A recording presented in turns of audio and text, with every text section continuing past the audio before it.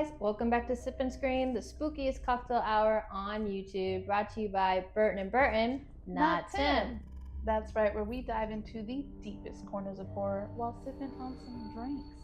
Tonight's movie is Rosemary's Baby, 1968, starring our girl Mia Farrow, and the drink inspired by the movie is the vodka blush. Stick around for a list of ingredients at the end. Cheers. Cheers. Oof, she's fancy.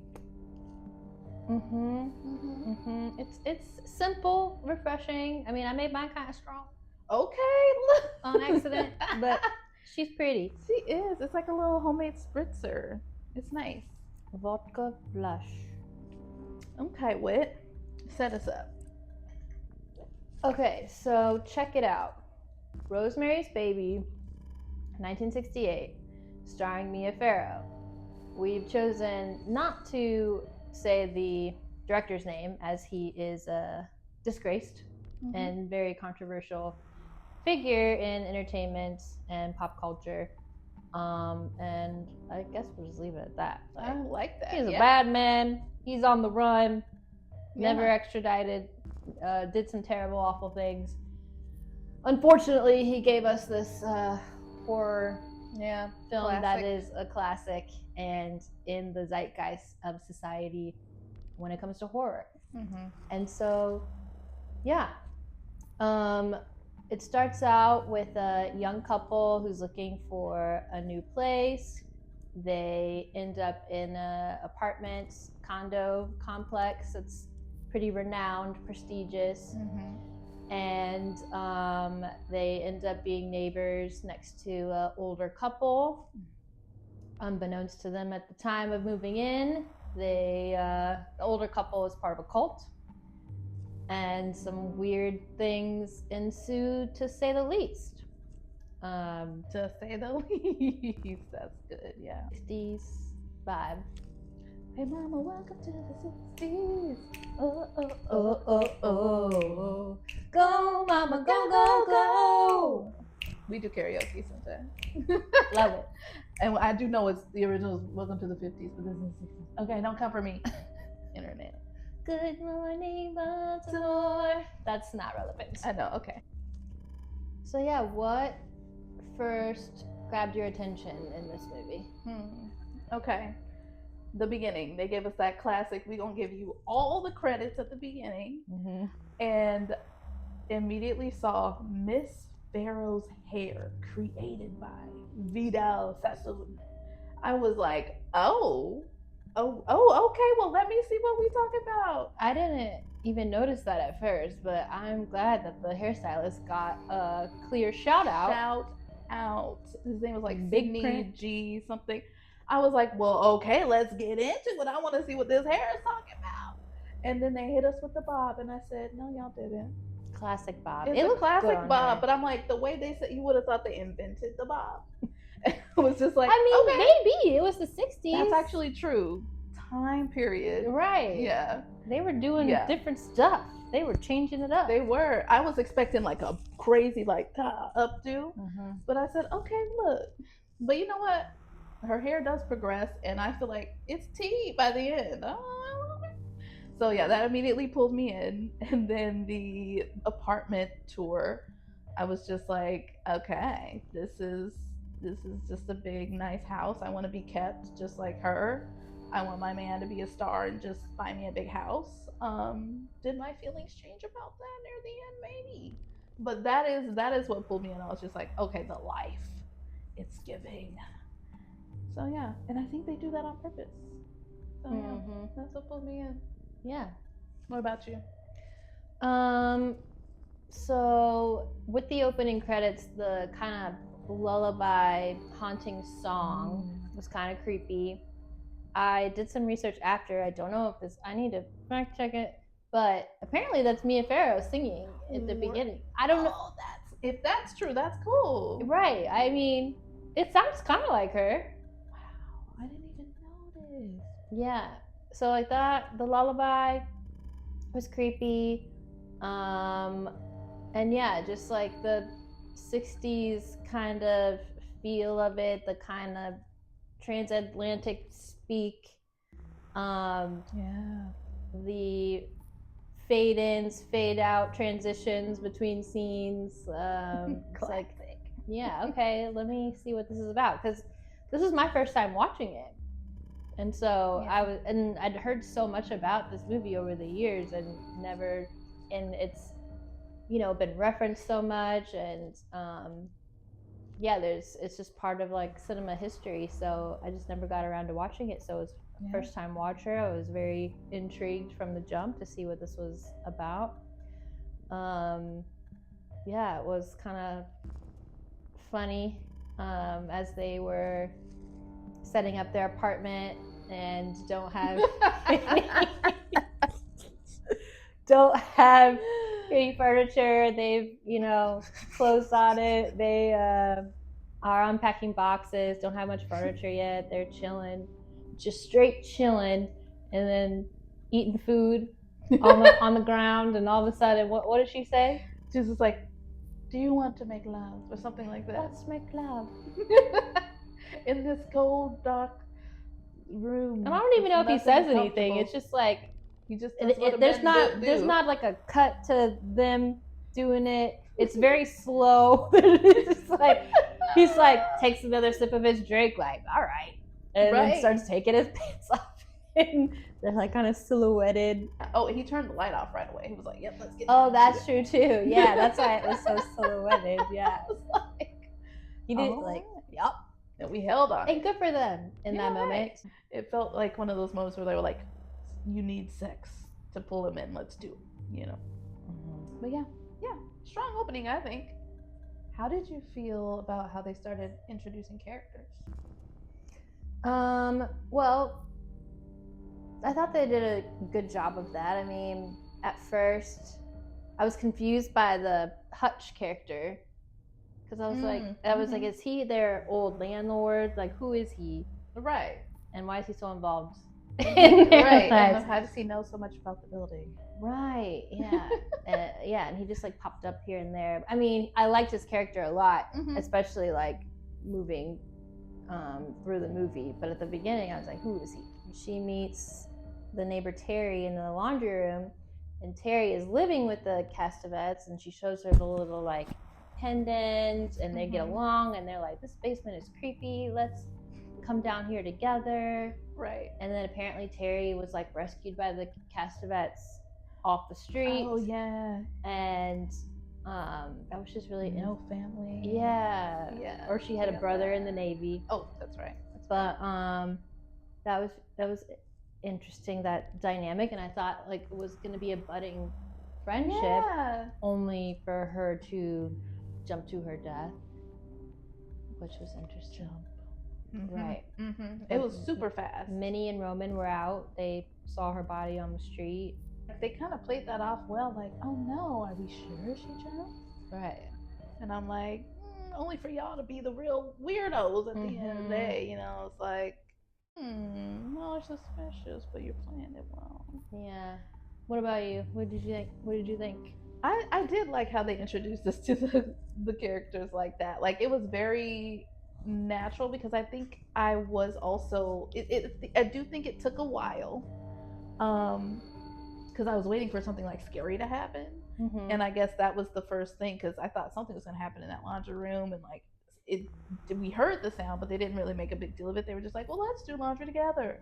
And so when she jumps to her death or whatever, is pushed or whatever out of the window, suspicious.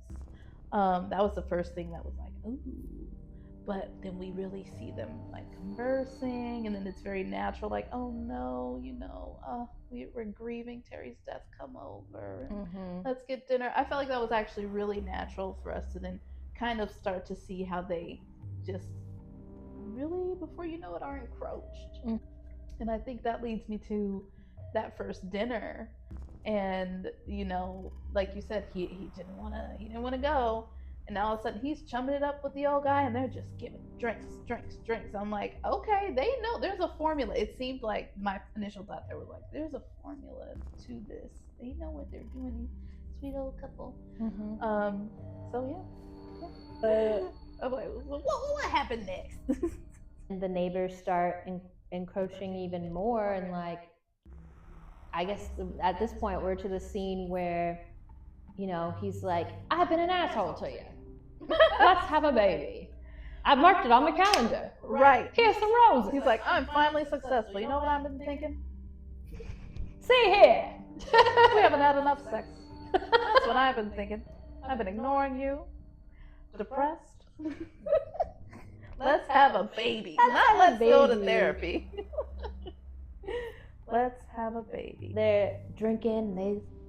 They stoke the fireplace. Right. They got a little cute dinner. And you know, and then next thing you know, Minnie comes over and Rosemary's like, oh, please don't let them in. Don't let them in. Right. Not tonight. Not tonight. And then Guy comes with these two desserts. Yes, the chocolate mousse. And Rosemary's like, this tastes kind of weird. It's got an undertaste and it's chalky. And he's like, yes, Ellie, it's delicious. Eat it. And then gets all shitty, gets attitude. That's the first time I was like, I don't like you anymore, weird. Guy. Yeah. Get out of here, Guy. Yeah. You're not my guy, pal. You're not my guy. You're not my pal, friend. Hey, and I'm like, symptoms and reacting to something, and he's just like, oh, no more wine and liquor for you. Right. And she looks like she's having borderline a medical emergency. Like, it doesn't look like she's drunk. I'm like, take that girl. If that was my friend or lover, I'd be like, are you okay? Like, we had a hospital. He's like, let me put you in the bed. I'm like, yeah, this is fishy. And then still tries to be sweet in that moment as she's like kind of passing out, and she's like, no, I just need to nap a little bit. Like, I wanted to like make a baby tonight. And he was just like, oh, there's always tomorrow. There's plenty of time. Yada yada yada. Yeah. I was like, okay, he's gonna put her to bed. Only for her to have this weird ass fever dream. And during the fever dream, she even says, and she's like, this is no dream, this is real. This is real. And it was really bizarre, like her being on a boat, and there was these weird men, and I was like, who is that man? Right. And why are all these women here in bikinis? Yeah. There's only one guy. Right. And then there's Guy. And then there's a demon. And then there's a priest. And then there's a priest. And then there's an assault. And then there's an assault. And it's happening in her dream, but then she wakes up the next morning and she has scratches on her. And he's like, haha, I already filed my nails down. Sorry about that, babe. That was crazy. And she was like, you've never done that before. Like, why didn't you just wait? Right. I don't remember that. That's assault, brother. That's assault.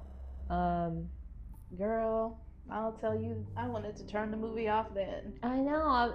It was such a disappointment in that moment, because up to that point, like, I was really like vibing. Yeah. Like, oh, it's okay. Like, okay, I can get with it.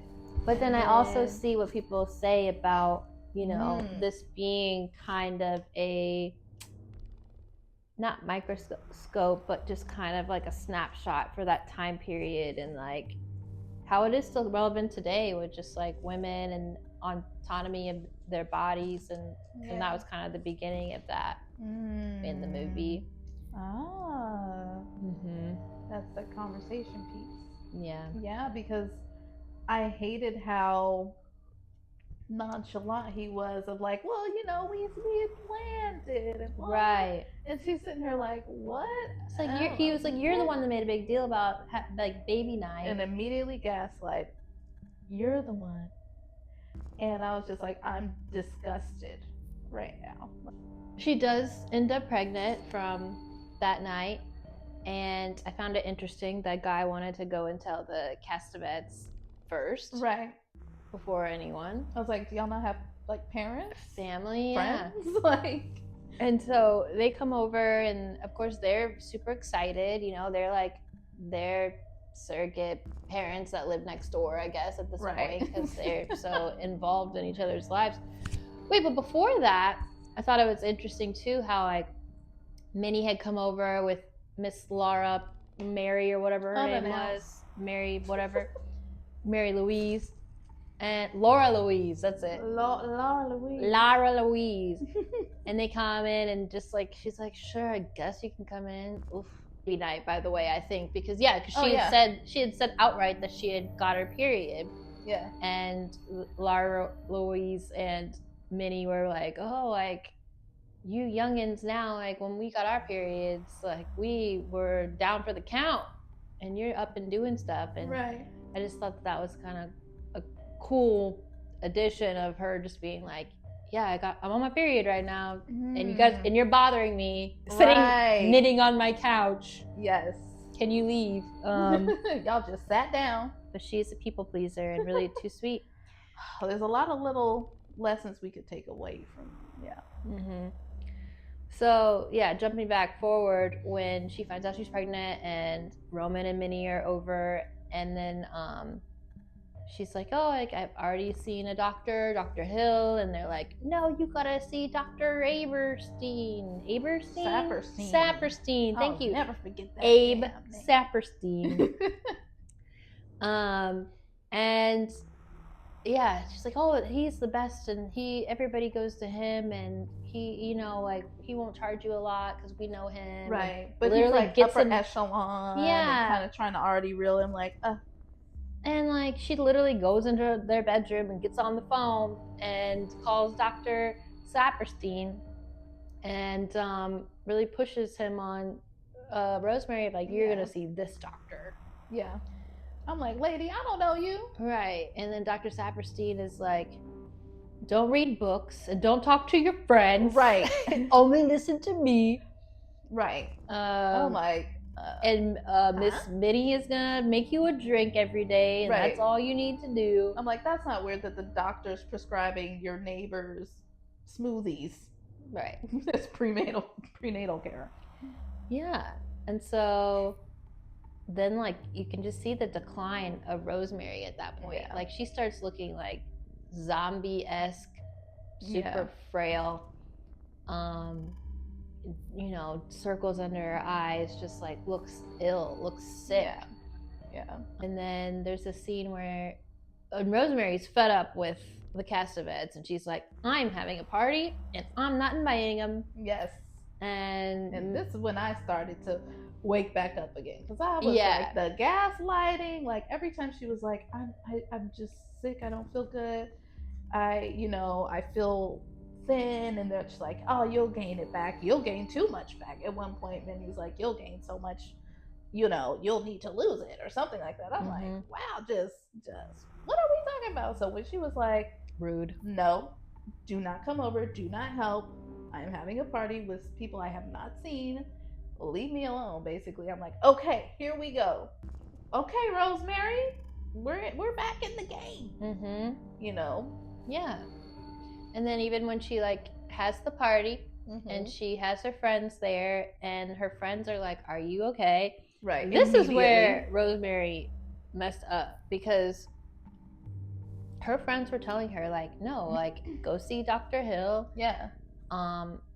And they like kick out Guy. Right. Like, they're like, no, you're not talking to her right now. This weirdo Saperstein. Yeah. Like, good. That's what friends are for. Exactly. I wish you would have tapped in more to her friend group, Elise and the girls, who really cared about her and her health and well-being. And her husband's just like, oh, those bunch of bitches, they don't know what they're talking about. I said, wow. Yeah. Ways from the beginning of the movie. Yeah. Those bitches? I thought you meant in society, and I was like, have we? Oh yeah, no, absolutely not. I was just like, wow, Guy is really an asshole. Let's talk about that haircut. That haircut moment, I feel like, was her little renaissance. Like, even though she was still going through it, she was having this identity crisis, and it was so revealing. Like, I feel like, as women, when we cut our hair, it's always very symbolic. And so I was like, okay, excuse me, like, I wonder what's coming next. And I feel like it was really the beginning of the unraveling. And I lived for the haircut.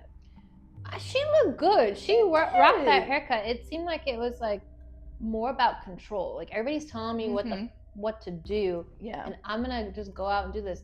it was funny, like the scene when she comes home and Guy is like, he's like, what did you do to yourself? And she's like, oh, don't you like it? And that was a good accent. Thank you. Don't you like it? Don't you like it? Transatlantic accent. That was really good. Thanks. Sorry. But yeah, so he is like, he hates her haircut, says it sucks, and then she is like, well, I have a pain, by the way. Right. And he then immediately is focused on the baby and was like, why didn't you say anything? Like, you should see the doctor. And she's like, I'm seeing him on Wednesday. I see him regularly now. Like, it's fine. Like, I'm just letting you know. And he's immediately distracted from her haircut that he hates. Brings me to what's his name? The old friend that was Hutch. Hutch. He was the first one that was like, that looks like there's mold in there when he came over. And you know what, let's talk about Hutch, because I feel like he was a real one. You know, he immediately saw that something was off. You don't look right. You know, that looks like mold in your necklace. Like, what's going on here? You need to see a doctor. Have you gotten a second opinion? Right. And I was like, thank you. Like, he was truly the voice of reason, and I thought we were getting somewhere. Yeah. And then his glove goes missing. Right. Because when he comes over, and the next thing you know, Mr. Castevez decides to, or just whatever his name is, Roman, comes over. Yeah, and he never just like randomly comes over in the middle of the day by himself to visit with Rosemary.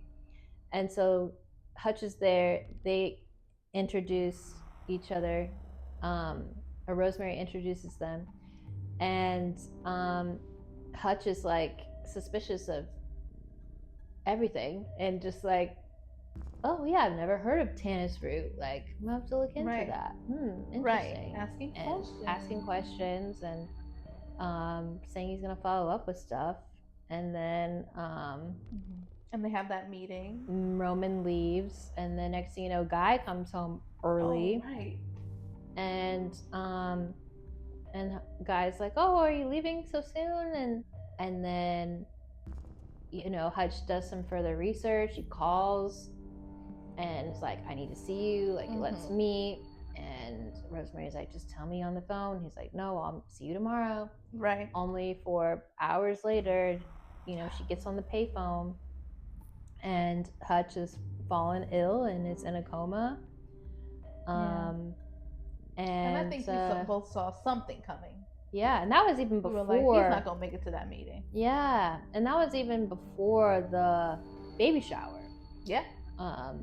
So I was like, pretty early on when Hutch kind of falls off the grid when he was trying to help her.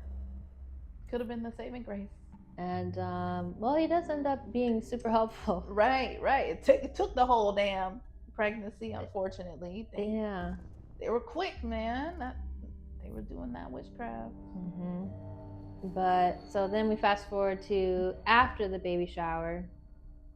And you know what? That's perfect, because right after the baby shower is when she gets the phone call that Hutch has died. And at his funeral, the friend or the neighbor that she spoke with said that he had left a book for her. And the only thing that he could kind of get out was the name is an anagram or something like that, was an anagram. And so she takes it home. Of course, Miss Castevez immediately just nosy. I was like, this is the one place they let that girl go by herself. It's like, once they killed that man, they was like, yeah, you can go to his funeral, whatever, he dead. And the second she gets back on her back again, and she's like, please leave, it's just a piece of mail, gets out her Scrabble, and finally starts to see the truth. Like, gets the information that she needs, finds out that basically the Castevezes, however, you know, they're a part of an ancient cult, and that what Mr. Castevez, what his name is? Roman. His name would be Roman Castevez. Well, that is also the name of the director that we're not saying, but oh, see, and there's lore. So he saw himself as the devil. Wow. He who shall not be named. Mm-hmm. But she finds out, man, that's crazy. It's like predators be telling on themselves.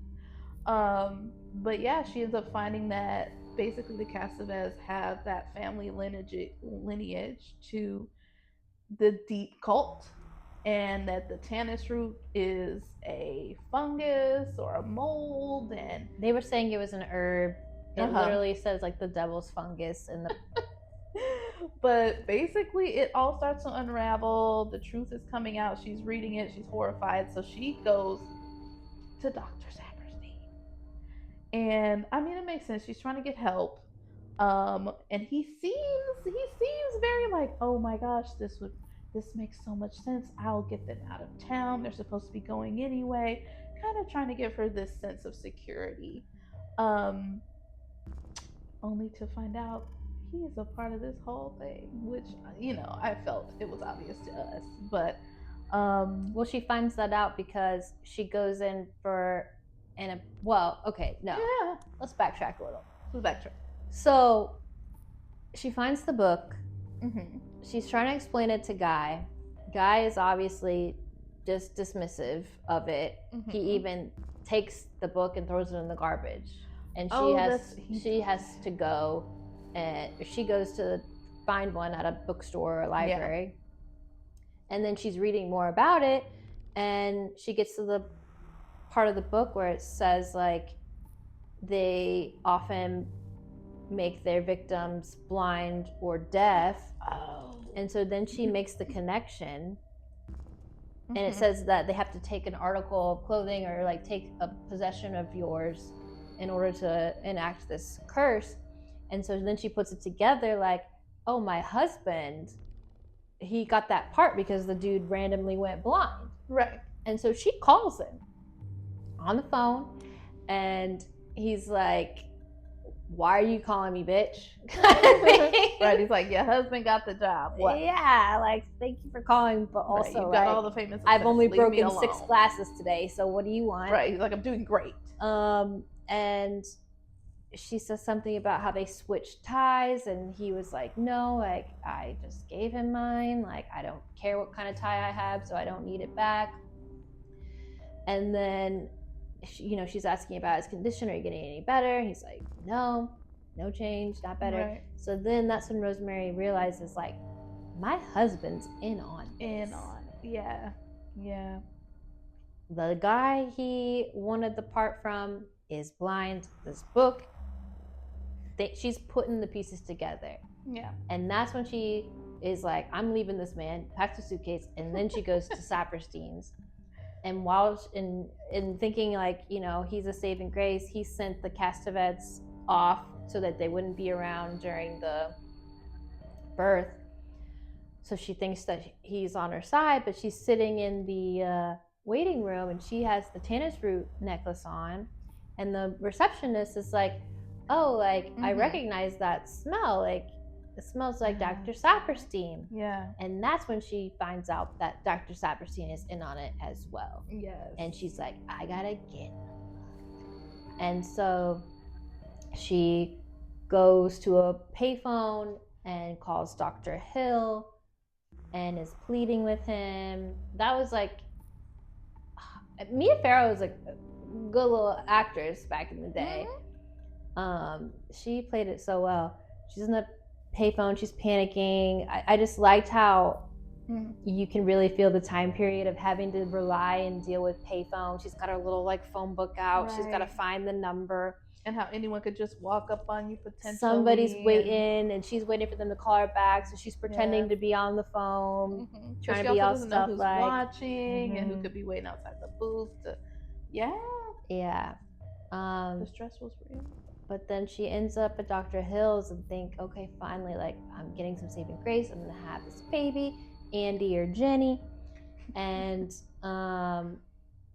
she has some solace of relief, I should say. And then next thing you effing know, Dr. Hill, he, I guess, is in on it too, or if he's not. I couldn't tell if he was in on it or just believed the thing of the women back in the day. Exactly. Of the hysteria. Either option. Both are terrible. F you, Dr. Hill. Yeah, because he also... This woman is hysterical. Like, oh, we're going to take care of you. Let's put you in the We're going to get you to the hospital. And you could see she finally breathed like a breath of relief. And then these motherfuckers.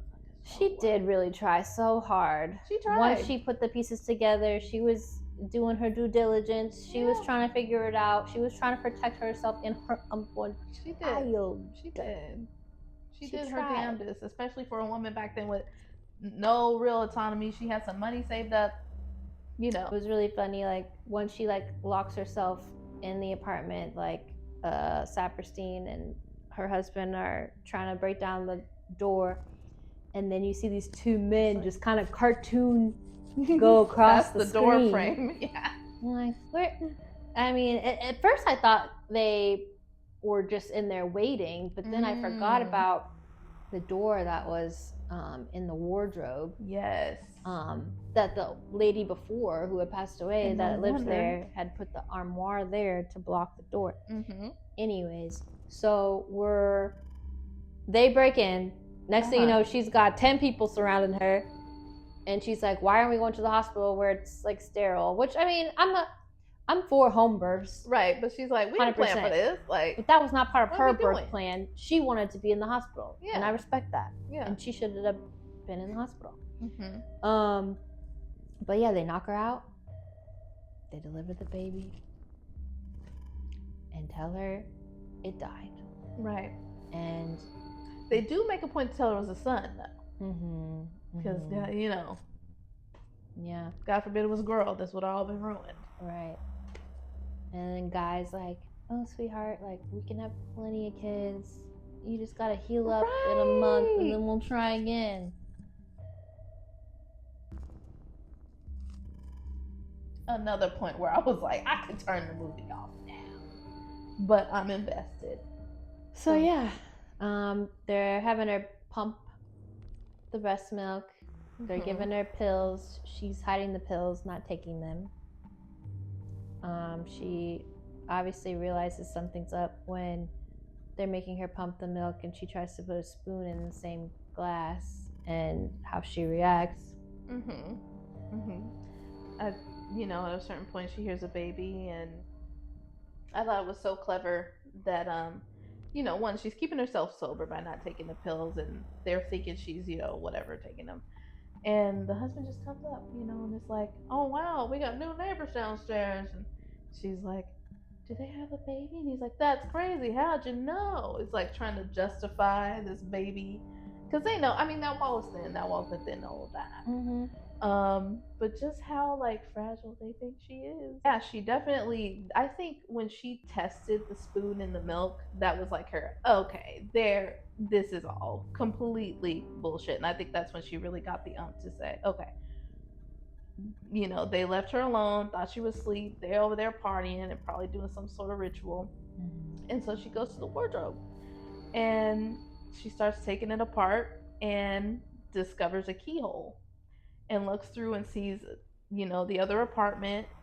She goes to get a knife, and then her husband comes through, and he's getting a bucket of ice, and I'm like, okay, so he's there partying with them clearly, so she hides, and excuse me, I thought she was gonna get found out. I don't know, I thought a big fight scene was gonna happen or something there, but I'm like, she's so frail. But yeah, I was surprised that she got the knife and she decided to go through that door. And that's when she just discovered, I thought it was really cool how it was just really quiet. There wasn't any super dramatic music. It was just she walks through and people just start to notice, and they don't even panic. They're just like, well, she's here, we outnumber her, what's she gonna do? And that really got me. I was like, are they just gonna kill her there? Are they just gonna sacrifice her? But I think there was the part of them that knew maybe they could just try. Let's just see. Let's see if we can get her to join us. Let's use that is your baby, and they let her go see. They let her walk over there. That was an incredible scene. Yeah. One, when she's walking through and no one was expecting her, but everybody just kind of turns. And then somebody tries to talk to her and she's just like, shut up. Right. That was funny. She just told that man to shut up. And then she walks over to the bassinet and it was really clever how they didn't let the audience see. Yeah, we never saw that baby's face. Because I wanted to see it, but also it's like, I respected that you didn't let us see. Yeah, she's like, what did you do? And like her acting was like, what did you do to his eyes? And then they're like, he has his father's eyes. Right. And he's like, she's like, what are you talking about? There's nothing like Guy's eyes. Right. Guy is not the father. The father is the Satan. Father. Hail Satan! Right. And then they all start. Like, what the fuck? They're like, look. Hail Satan! And what you gonna do about it? It was kind of the vibe they had. They're like, you with your little knife. And then Roman's like, you are the mother. So. Right. They said, look. Lara Louise and Minnie are far too old. Again with the massage. Mm-hmm. They're far too old.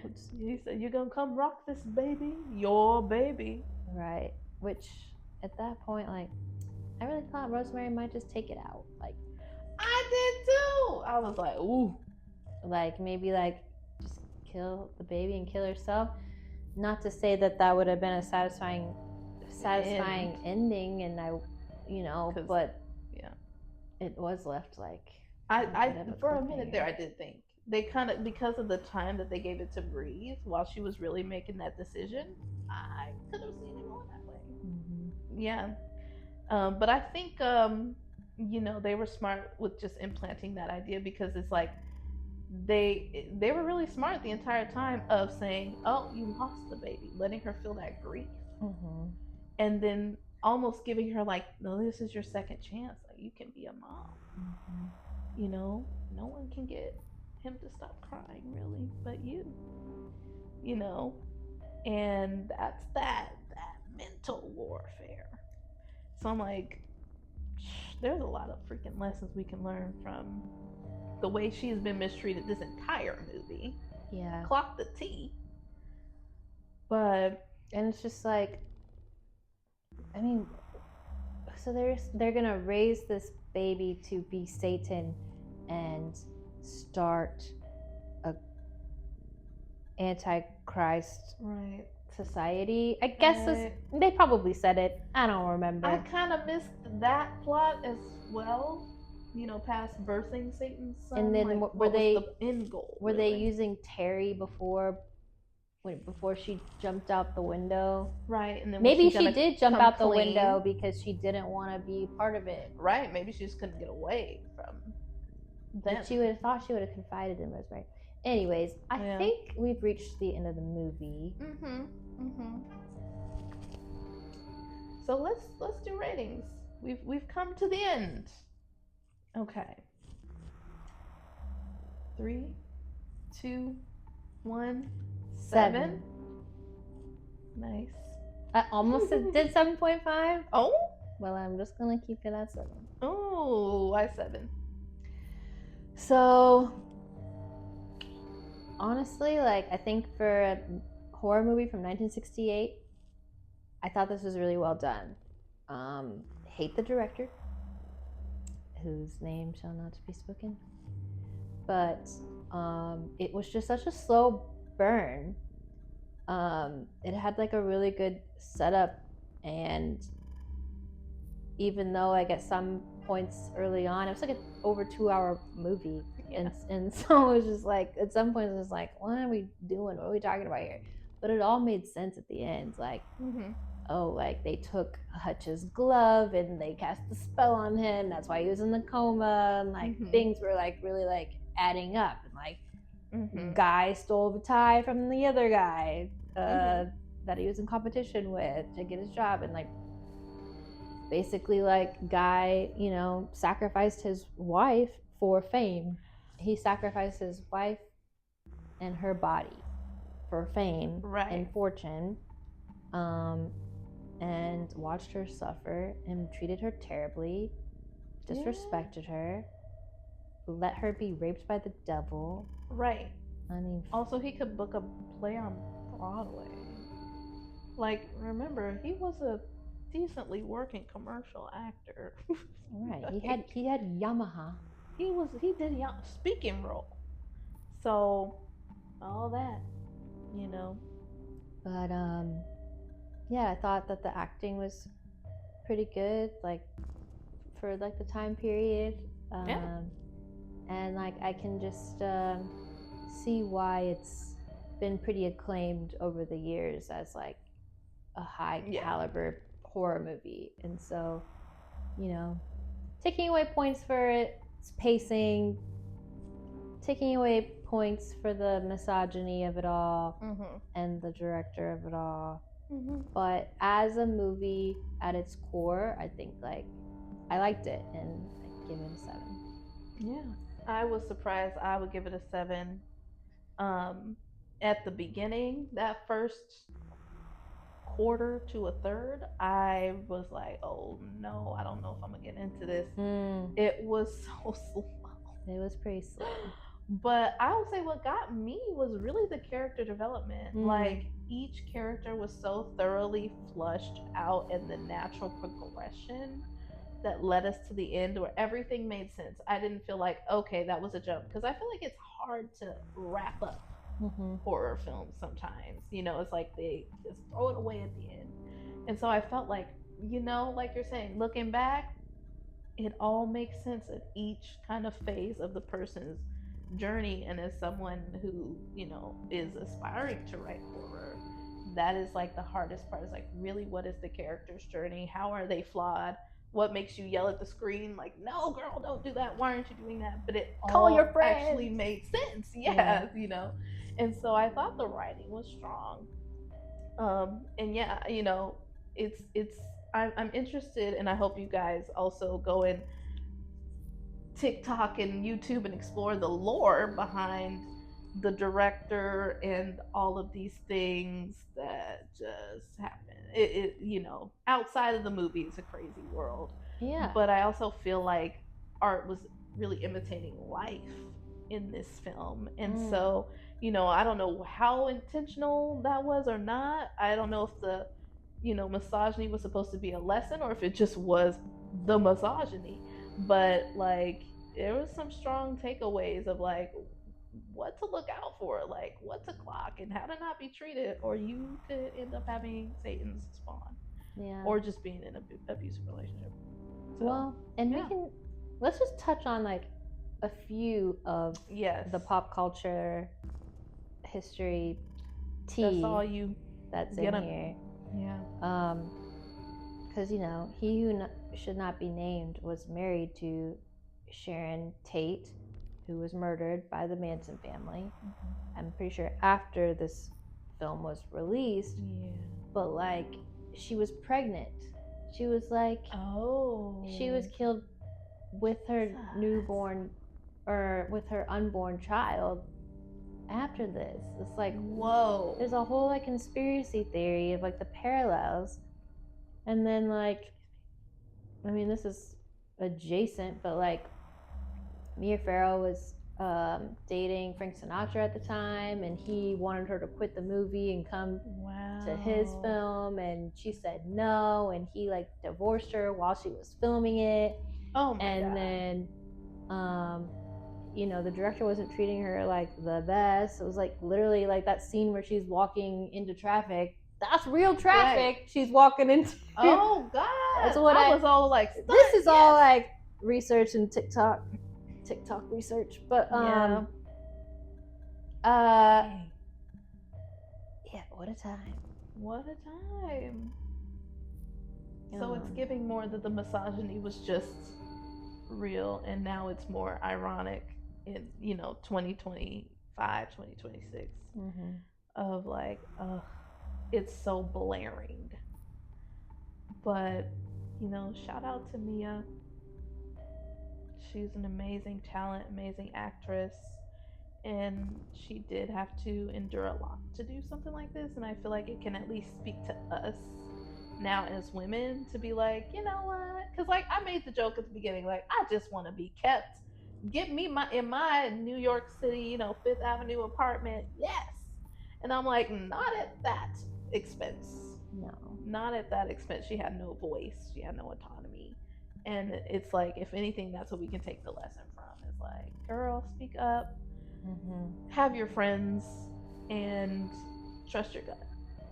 Yeah. So, and don't let Frank Sinatra tell you not to do a damn movie just because he can make a little. Well, she also didn't make other great choices in her personal life, which we won't speak on. We'll just like keep her as like the 1968 actress, and not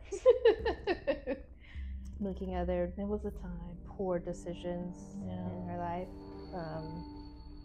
With other directors who shall not be named. Decentering men. God dang. Cheers to decentering men. Cheers, even though I'm almost out of my drink. So, you know what? I'll cheers with my tea. You want some of this? Oh yeah. Yeah. Hit me a little bit of that. Okay, that's good. Thanks. Cheers. Cheers. Well, wrap up. Yeah, that's it. Yeah. You have endured. Rosemary's Baby. That's it for us. Yeah. Sip and scream. We out. Ooh. I smelled.